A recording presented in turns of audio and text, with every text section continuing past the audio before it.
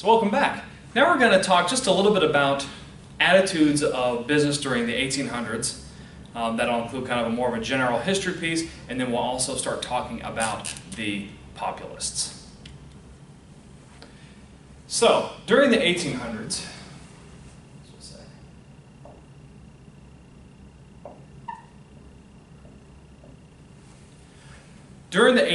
there was more and more industrial growth. I mean, now we're starting to get full on into the Industrial Revolution here in the United States. However, as I mentioned before, expanding business and expanding industrial capacity can, in many ways, tear at societal fabric. And there began to be more and more people who didn't think that expanding economic activity was a good thing. And there began to be people who would reject capitalism and they try to create these other worlds. And they call these other worlds utopias.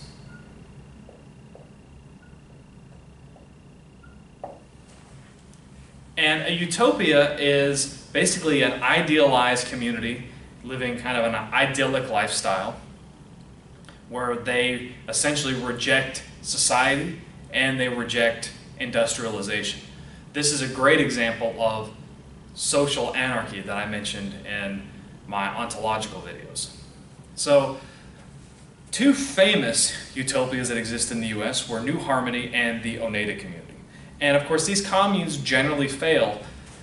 Part of it is because the ideas behind them were overly romanticized, and they didn't really match anything. They didn't really match anything of reality. But then the other part is, you think about the people that would be attracted to a commune.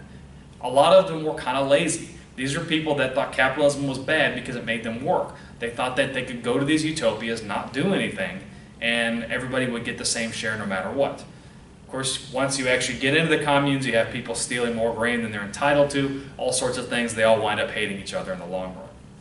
Now, we typically think of utopias as existing in the 1800s in the US, but they still exist today. A colleague in my doctoral program did her thesis on planned communities, and she went and lived in some of these communes throughout Europe.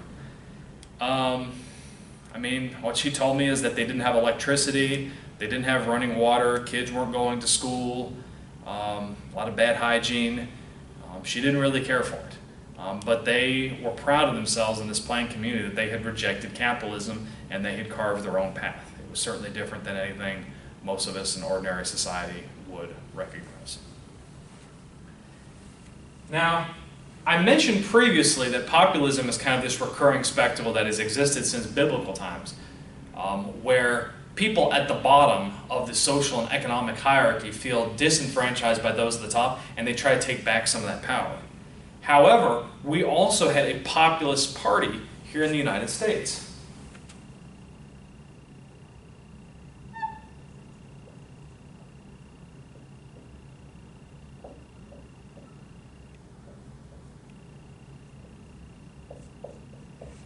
And their famous candidate was William Jennings Bryan. It was a party that was also a movement. But it rose among farmers in the United States during the 1800s. And these populists blamed a lot of the social problems that they experienced on industry, and they wanted very, very radical reforms, in particular, government ownership of all major industries, including the railways, the telegraphs, the telephone companies, and the banks. What they were experiencing was the fact that you started having not local markets anymore, but national markets. The national level of competition put a lot of strain on your small local farmers, and they blamed that on industrialization. That was where this populist movement had its roots. They were also very upset with the way U.S. senators were elected. You have to remember, we talked about how railways lobbied politicians and basically were bribing them. The U.S. Senate was known as the Millionaires Club. So railway men were essentially bribing representatives and then the electors of the U.S. Senate to pick senators who were rich people who would favor the interests of railways and wealthy industrialists. So the populists demanded direct election of U.S. senators. Populists also wanted to abandon the gold standard and expand the money supply. They thought that by spreading the amount of total cash that was available, their quality of life would increase.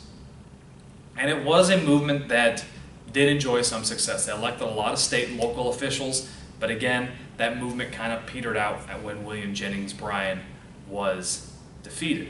But the lasting legacy of the Populists was that the techniques for attacking business in the political sphere were refined. And you will hear lots and lots of echoes of populism even today, of the original populist movement, even in modern political dialogue, when politicians are trying to get elected by attacking businesses. So it certainly has died out as a movement, but it echoes even today.